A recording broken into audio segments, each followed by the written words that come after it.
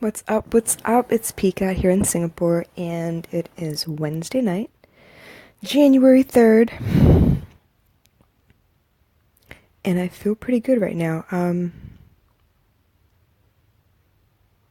This morning went off without a hitch, dropped her off with no problems. The only difficulty being that, today I went to work, so I had to leave work at a particular time to come and pick her up and then go back to work. So we were timing it today because school, the tuition center hasn't really kicked in with its classes yet, so we're just trying to time and see how everything works. So I need to, trial and error, figure out what time to leave, what time, how long it would take, which route to take, which is the fastest, whatever, and then, you know, pick her up, come right back, whatever, and then manage the rest of my day. So today I left at 1, but I didn't get there until 2. Which school lets out at 1:45, so I was a little bit late. I had to go straight to the office and pick her up from there. And then we turned right back around, walked straight to the bus stop, and got back on the bus, switched 2 trains, and then went back to work. So round trip took about 2 hours, which is fine. I've been allowed that. I just need to get back a little bit earlier, I think, because I don't want to be late picking her up again. I feel like this is something I should do because as a parent, I want to make sure that she's with me as much as possible, and I want her to know that I love her, that I'm there for her, that that I put her first. So my decision not to put her in childcare, my decision not to get a helper to do all this work for me, and to take the effort and, basically run around a little bit in the middle of my day. It's basically what I'm doing is I'm taking my lunch break to go pick her up and bring her back. I think it's my responsibility and my right to do this as I see fit. Now, like I mentioned, like very briefly yesterday, I did get into like a squabble almost, maybe it wasn't an argument because the other party kind of just backed out of the conversation completely, but I kind of feel like I got into a situation where I maybe ruffled some feathers. The decision to live my life like this, honestly, it's not the Singaporean way. Everybody has a maid. Everybody puts them in daycare. Everybody sticks them in every tuition lesson, after school program, extra music lessons, swimming lessons, all these lessons over and over and over and over and over again. And basically what ends up happening, because I watched this, right? I work for a tuition company. I watched this. What ends up happening is the child leads one life. One parent leads one life. The other parent leads another life. And basically the only reason you come home is because you all happen to sleep in the same place. I'm not down with that. That's not cool. I don't like that. That's not me. I can't do it. I have been dragged all over the world. I have lived in 5 different countries. I went to 10 different schools, all before I hit 8th grade. Learned 7 different languages. It had to be the new girl in school over and over and over again. And throughout that whole process, I was basically raised by one parent. Now, I'm not saying that anyone was wrong for having done that. I'm not saying that, this person should have done better and that person thought more. I'm not saying that at all. I know what it felt like in my childhood. Now, lucky for me, it just so happened that everywhere we went, we were able to depend on family around to kind of help us out, to kind of make sure that we had, a place to stay until we got our feet on the ground. We were able to, put down roots or whatever, which honestly, we still don't have roots. But the fact is, there were people around to help. Now, in this situation, there was no one around to help because they're all of the impression that each of you should take care of your own problems and you should not rely on family to take care of your problems for you because then we're enabling you and you don't learn how to take care of yourself. Bullshit. If you're not in the position to help me, fine, then say that. If you don't want to help me, fine, then say that. But don't come at me after I've looked at the situation inside and out and made the best play for me and then ask me a bunch of questions about why I'm doing this. Why shouldn't I do this? Why can't I? Honestly, the question that came out to me was, why are you trying to bypass the system? What system? You call this a system to raise children? Anyway, Today I want to talk to you about my head and my heart. Yes, logically it doesn't make sense. Logically, it looks like I'm putting my work at risk. But if my employer understands the situation and is willing to allow for this, because then I actually concentrate better because I have my child with me. I actually can stay later because I don't have to rush off early in case, something goes wrong at the office. I see it as a win-win, Logically, yes, it looks like I'm doing too much. Logically, it looks like, the smartest thing to do would be to concentrate on work only and then put her in daycare because, she'll be there. It'll be okay. I have her for the rest of my life, right? But my heart's not okay with that. As much as we try to rationalize our decisions, I don't know if you've noticed, but your heart wins out in the end. Because something happens when you start doing things for other people or doing things that are against your better nature, doing things that don't feel good but you do because you have to, or so you say. That aggravated feeling you feel turns into something physical. Have you ever noticed this? I'm speaking generally. I'll switch the situation. Okay, I'll give you the situation. I used to work for someone okay, let's start at the beginning. Whenever I start to work for someone, I think, wow, this company is amazing. I can't believe I got this job. These people are great. The whole process of doing things is great. Their mission in life is great. I can't wait. I'm excited. I'm happy to do all this work. And at that point, I start to overexert myself. I bend over backwards to get things done. I work to make myself irreplaceable. Why? Because I want to leave that place better than when I found it. I believe in you. I want to help you. I want to push you forward. I want to do everything I can, basically. Now, fast forward a couple months or years or whatever the case may be, and little by little, your perfect facade kind of tends to fall away because either one, the employer gets tired of putting up the front, or two, you suddenly see the breaks in communication or the flaws in the process or whatever it is. Like certain things happen and you realize, okay, they're not perfect in this area. They're not perfect in that area. And that's not to say that, quit now because they're not perfect. I'm saying you do your best. It's the next thing that happens, right? You see problems, you try and fix it. Or you try and think about the solution. You try and brainstorm and give them ideas. You try and fix it yourself, whatever the case may be. And at some point you get pushback. Like, no, you can't do that. Or no, I don't like that idea. I worked for a wine company. And as wonderful as the idea was, and I've been an event planner for a long time, I was happy to do the events.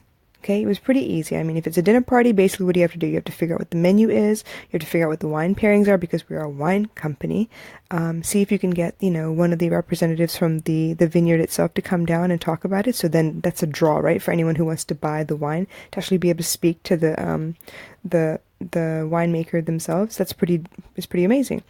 So location, menu, someone from the vineyard, and then you start booking guests to come to the dinner. It's all easy when you say it out like that, but when the owner is very, very specific and doesn't like this and doesn't like that and doesn't start nitpicking until you start making plans because they're unable to tell you exactly what they want from the beginning, then suddenly you have a problem. Then it's like your ego is a little bruised. You feel like you can't do enough. You feel like, you're being undermined at every turn. It becomes difficult. I'll give you another example. I worked for a hotel. Loved the hotel, loved the people, loved the guests and everything, but they have a habit of siding with the guest before siding with the employee. Now, I don't know if you know, but as an employer and a potential employer, if you take care of your employees and they feel like you got their back, they'll take care of the guests. If you take care of your employees, they will take care of the guests or the customer. If you take care of the customer every time, and yeah, there's that old adage, the customer's always right. Not necessarily. Not necessarily. The customer is human, as are your employees. And if you know anything about people, the best way to get what you need to get done is to stroke ego. Either way, I did my best.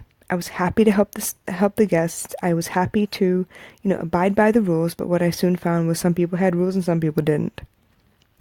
Some people, because they were so well connected at the top, didn't need rules, and the minute they started complaining about stuff, well, that held weight for some reason.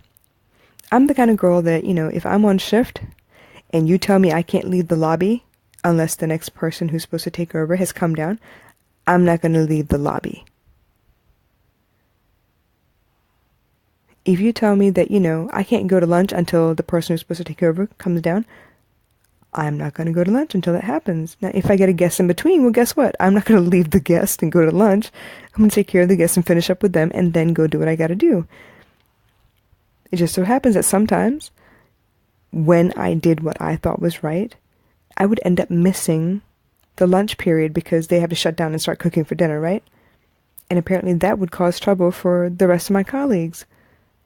Why? I didn't eat. What are you hurting for? But it became one of those things where I kept feeling like I was being underutilized, unappreciated, picked on because I was doing what I thought was right. Eventually, however much you try to rationalize it, however much you try and say, no, it's okay, you just leave. No, that's not who I am. I'm not going to leave the job half done. I can't do it. It's not who I am. Eventually, my heart wins out. And when I keep ignoring my heart, what ended up happening was I would wake up in the morning and instead of feeling like, okay, I had a pretty good night's sleep, let's see what I have to do at work today, I would wake up with a headache.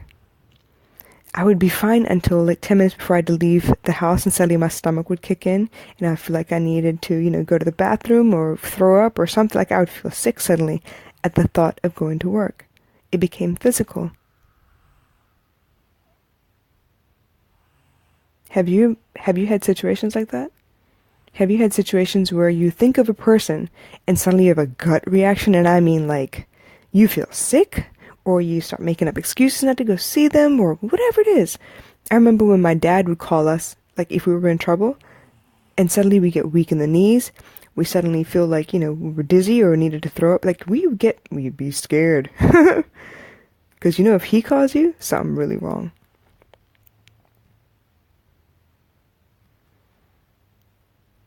I wish we could teach our children that there really is no point in trying to justify why you're doing what you're doing unless it's based on how you feel. It really is about how you feel. Everything in life is about how you feel.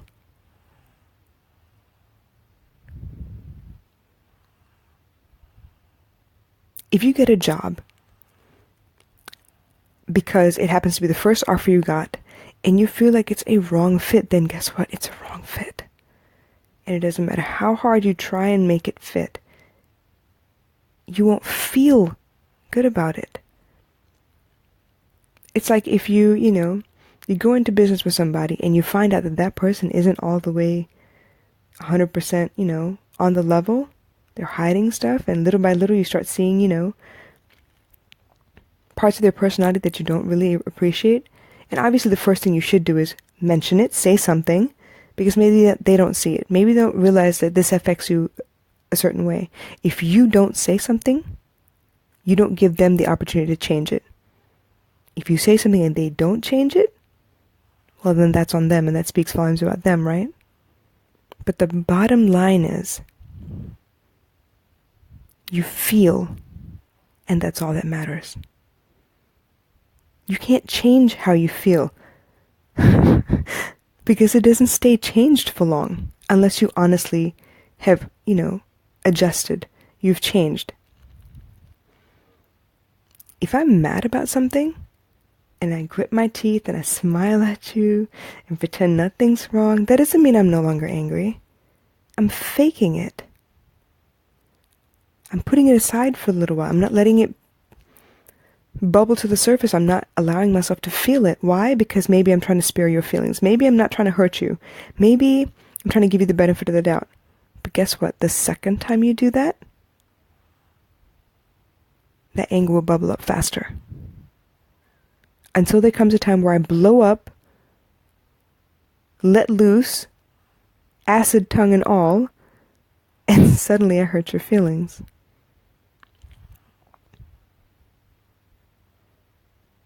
There is a difference between your mind and your heart. But I'm telling you now, forget the head, it will justify anything you want. Go with your heart. Go with your heart. Your heart knows what's wrong and right. Your heart knows what's best for you. It's like it's connected to your intuition. Your heart understands. Your heart usually works from a place of love. Your mind is ego. It will justify everything, honey. That doesn't make it right.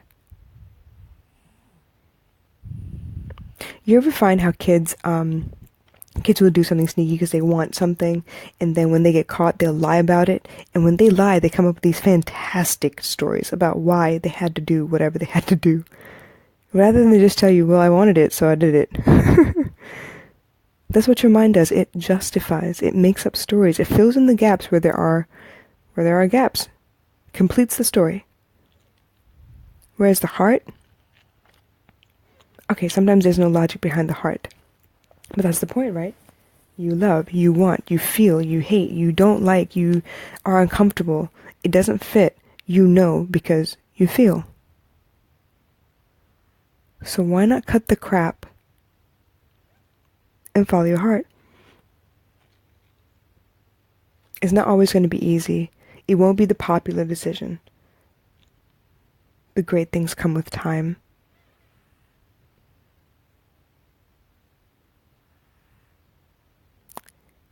And those of us who are different, who don't fit the norm, have always faced violent opposition from mediocre minds.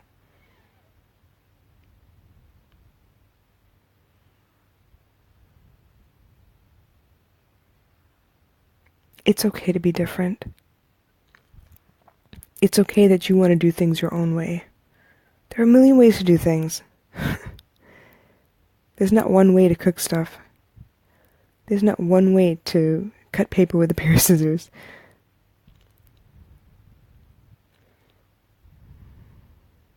There's no one way to color or paint. There are millions of ways to do that. Do it the way you feel you see fit. Do it the way that makes you happy.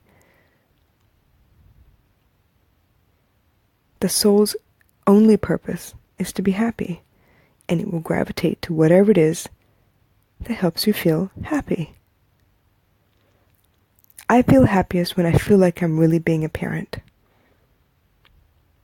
Sure, I could get a maid. Sure, I could stick her in daycare and tuition and whatever other classes I want.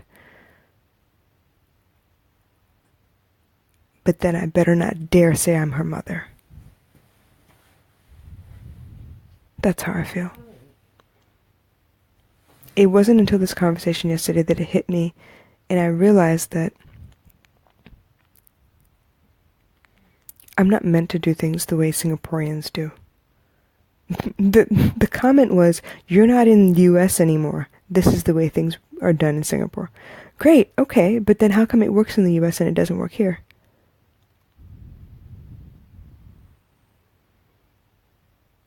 Yes, I have 24 hours in a day. Someone was kind enough to remind me, you know what? I remember you posted something about you worked until 5 o'clock in the morning on your own business to make sure that, you were where you needed to be. You slept for a little bit, you woke up, and you made waffles. No, I didn't have to do that shit. I did it because I love her. I want her to know I'm thinking of her. I want her to feel like she had some kind of semblance of a childhood. So her cousins aren't always around. So the family doesn't get together and ask about us or, come to visit or none of that stuff. Fine, whatever. I'm her mom. I'm with her every day. I have no excuse. And it doesn't take 10 hours to make waffles. Just a couple of ingredients that we pretty much always have in the house. And anytime we have a chance to sleep in, that's what I do. Usually it's French toast. Or pancakes. It's not hard, you guys. It's not rocket science. And it's not too much effort. Lately I've been eating out a lot. Mostly because, we're running late. I'm I'm kind of tired. I don't have the time to sit down and cook. Why? Because it's poor planning on my part. It's my fault. It's poor planning because honestly, I could cook properly when I have the chance and take care of business like I should. I've done it before, but lately, yes, I'm falling short. But it is possible. I mean, look at me. I've been without a maid since April of last year. And I'm not suffering that badly. And she's in pretty good health. I'm in pretty good health. Except for the occasional upset stomach because we ate, too much outside food. We're fine. So don't ever let anyone talk you out of what you think is right. If it feels right to you and it makes you happy, do it. Don't wait for permission. Don't wait for the perfect opportunity. There is no such thing. Don't wait to time it. The timing will never be right. Just go do it. But follow your heart, please. Your mind is fickle. It will justify whatever you want to justify. Do what you think is right. Do what you feel is right. Go with your gut. And if you're actually listening to your body, it won't lead you wrong.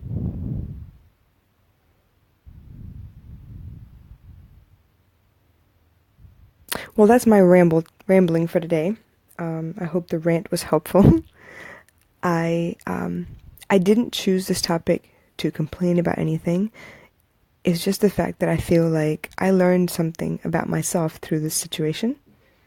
And I feel like I needed to share it because there are probably more of you than you'd like to admit that are going through something like this as well. You want to do something a certain way. Somebody somewhere doesn't want you to do it that way. But you need to think about the source and why they're telling you that. And bottom line, if it doesn't feel good to you, you're not going to be happy doing whatever they offer you anyway. Might as well do it the way you feel. What do you think? Be brave this year, y'all. Be righteous. Be brave. Do you. Thanks again for tuning in. I really appreciate you listening. For those of you who are coming in for the replay, I really, really appreciate that you take the time to come, listen to me. And if you feel like I gave you some value, if you feel like you like what I'm talking about, you understand what I'm talking about, you feel like I'm able to shed some light on some issues that you've been having, please, please, please drop me a line. Let me know. If you feel like I'm full of shit, let me know. If you feel like you'd like to leave a comment or you'd like to contact me, please do. I'm open to constructive criticism, comments, concerns, whatever it is. I'm open for a great conversation. So please hit me up if you're interested. Otherwise, go ahead and hit the notification bell so you know whenever I post. And I will catch you again tomorrow. Y'all take care.